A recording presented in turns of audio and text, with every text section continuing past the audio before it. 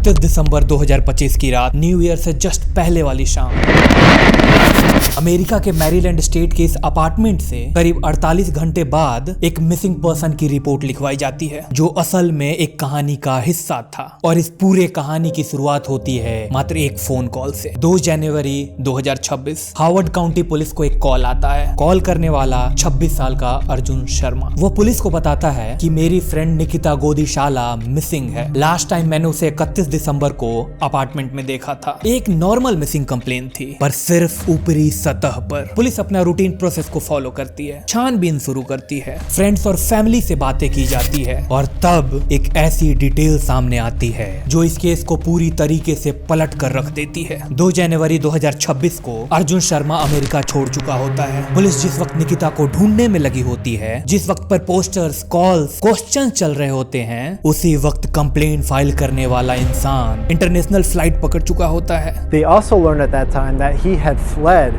on a plane to India. By the time they started connecting all the dots, he was already out of the country. और यहीं से ये case missing नहीं रहता, बल्कि suspicious हो जाता है। लेकिन यहाँ पर सबसे बड़ा सवाल ये है कि आखिर उस रात क्या हुआ था निकिता गोदीशाला के साथ। चलो जानते हैं इस केस को।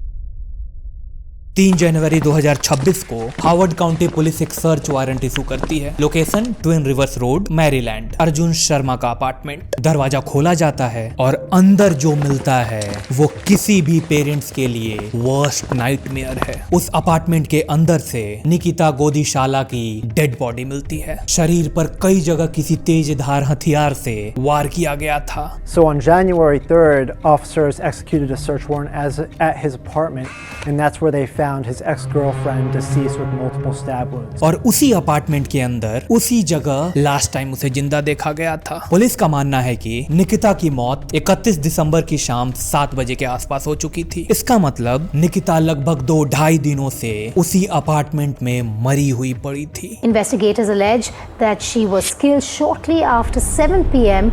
on the 31st of December. और जब अर्जुन शर्मा अमेरिका के अंदर ही था, तो इसी दौरान एक मिसिंग रिपोर्ट फाइल की गई थी, प्लेन टिकट को बुक किया गया था और एक शानदार एग्जिट प्लान को एग्जीक्यूट किया गया था। Police say Sharma filed the missing person report, then left the United States of America for India the very same day. And ये कोई कोइंसिडेंस नहीं था, ये मानो एक सीक्वेंस था।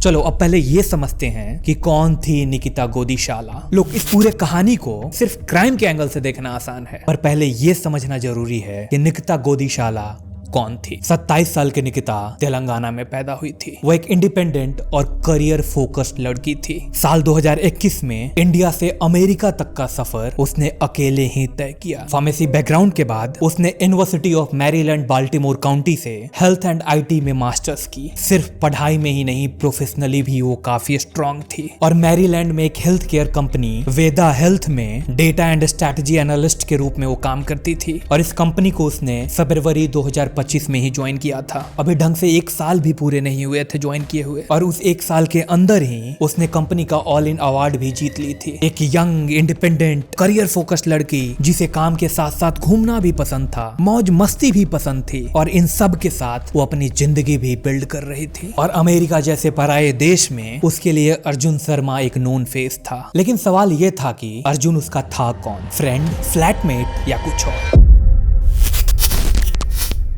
सोशल मीडिया पर निकिता और अर्जुन के फोटोज भी अवेलेबल हैं, और वो सारे नॉर्मल फ्रेंडशिप जैसे लगने वाले मोमेंट थे। इसलिए जब ये खबर बाहर आई तो कई मीडिया रिपोर्ट्स ने अर्जुन को उसका एक्स बॉयफ्रेंड कह दिया था। The absconding former boyfriend of an Indian woman who was found dead in United States. पर निकिता के पिता आनंद गोदीशाला ने इस क्लेम को सिरे से नकार दिया। उनका कहना है अर्जुन उसका बॉयफ्रेंड नहीं था, वो उसका फॉर्मर फ्लैटमेट था। अगवा पहला एक्स बॉयफ्रेंड बोल के एक रूममेट था और रूम में 4 जने थे। उनके मुताबिक एक वक्त पर 4 लोग एक अपार्टमेंट में रहते थे, और बाद में जाकर निकिता अलग रहने लगी थी। लेकिन उनका रिलेशनशिप रोमांटिक थी या नहीं, इस पॉइंट पर कई सारे कॉन्फ्लिक्टिंग नैरेटिव्स भी हैं। पर एक चीज पर फैमिली बिल्कुल क्लियर है, पैसे के एंगल को लेकर।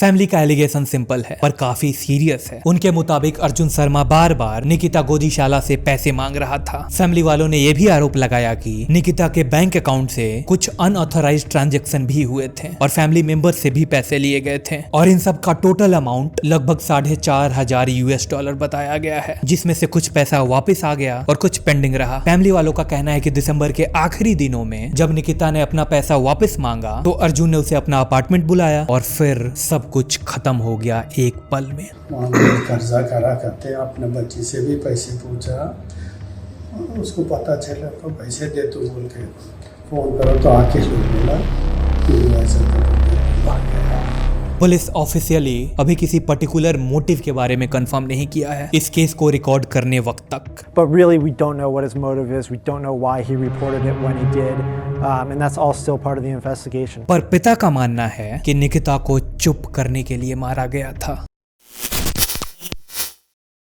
इस पूरे कहानी का सबसे अजीब हिस्सा सिर्फ मर्डर नहीं है, सबसे अजीब है वो मिसिंग रिपोर्ट। सोचिए, अगर अर्जुन शर्मा पुलिस को कॉल नहीं करता तो इन्वेस्टिगेशन तुरंत उसके अपार्टमेंट पर ही फोकस की जाती, पर उसके मिसिंग रिपोर्ट ने अर्जुन के लिए टाइम खरीदा, केस के अटेंशन को डाइवर्ट किया और एक क्लीन एग्जिट का मौका दिया। पुलिस वालों का भी मानना है कि ऐसा हो सकता है कि मिसिंग कंप्लेन का पर्पस सिर्फ ये दिखाना था कि मैं इस केस में इन्वॉल्व नहीं हूँ और मुझे निकिता की चिंता थी, इस कारण मैंने पुलिस को रिपोर्ट किया। Possible that is one of the motivations for him to report this was to maybe make it seem like he wasn't involved. पर जब तक डॉट्स कनेक्ट होते हैं, अर्जुन शर्मा ऑलरेडी इंडिया पहुंच चुका था। By the time they started connecting all the dots, he was already out of the country. अब ये मामला इंटरनेशनल बन चुका था। US authorities, Indian agencies, Interpol सब के सब एक साथ मूव कर रहे थे। अर्जुन शर्मा के खिलाफ रेड नोटिस जारी किया जाता है, ट्रैकिंग होती है, सर्विलांस की जाती है। So the steps that they have to take now is to work with the U.S. Attorney's Office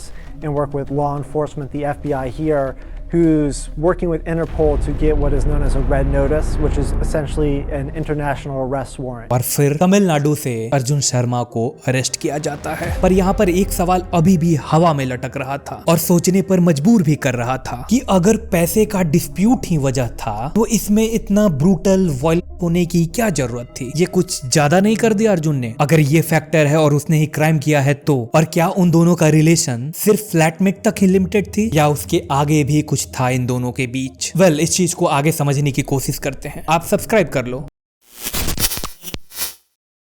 Harvard county police बार बार यही कहती है कि मोटिव अभी कंफर्म नहीं हुआ है एंड वी ऑल नो कि किसी भी क्राइम को सॉल्व करने के लिए मोटिव का जानना बहुत इंपॉर्टेंट होता है इन्वेस्टिगेटर्स के लिए। But really, we don't know what his motive is. We don't know why he reported it when he did. पर निकिता गोदीशाला की फैमिली के लिए ये सिर्फ एक ओपन इन्वेस्टिगेशन नहीं है, उनके लिए ये एक पैटर्न है। 27 दिसंबर 2025 के आसपास इन दोनों के बीच टेंशन बढ़ने लगती है। अर्जुन एक बार फिर से पैसे मांगता है और इस बार निकिता मना कर देती है और निकिता ने अर्जुन से अपना पैसा वापस मांगना शुरू किया और यहीं से इन दोनों का इक्वेशन बदलती हुई दिखाई देती है। इस केस में सिर्फ कितना पैसा इंपॉर्टेंट नहीं है, इंपॉर्टेंट ये है कि किस सिचुएशन में पैसा दिया जा रहा था। निकिता एक इंडिपेंडेंट लड़की थी, स्टेबल जॉब था उसके पास और उसका करियर भी ऊपर बढ़ता जा रहा था दिन प्रतिदिन, और वहीं पे अर्जुन शर्मा का एम्प्लॉयमेंट स्टेटस अभी क्लियर नहीं है और उधार लेने की लत लग गई थी उसे। अर्जुन के ऊपर 2 चार्जेस लगाए जाते हैं, फर्स्ट डिग्री मर्डर यानी प्रीमेडिटेटेड और सेकंड डिग्री मर्डर मतलब intentional but not planned. Police दोनों चार्जेस फाइल करती है उसके ऊपर। इन्वेस्टिगेशन ये मानकर किया जा रहा है कि इस मर्डर में प्लानिंग का पॉसिबिलिटी एग्जिस्ट करता है, लेकिन इंपल्सिव वायलेंस का भी ऑप्शन खुला है।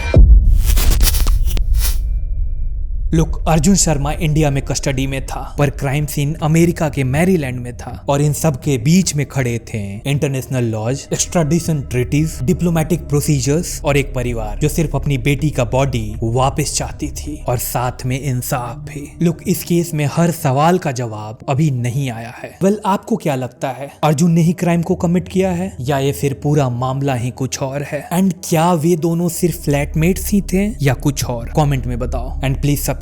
ये थी आज की केस स्टडी। बाय।